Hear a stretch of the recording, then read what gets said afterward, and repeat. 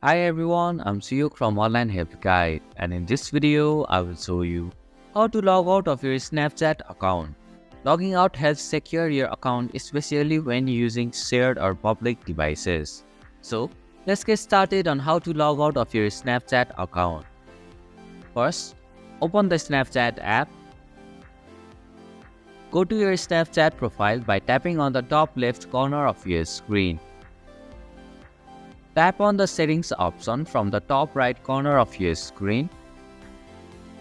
Scroll down to the very bottom of the list and find the logout option.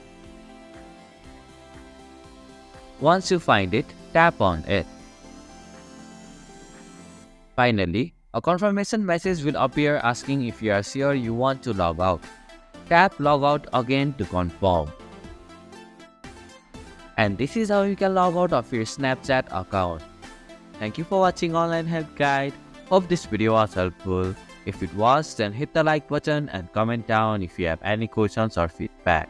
Also, if you are new to our channel, please subscribe and hit the bell icon so that you won't miss our upcoming videos.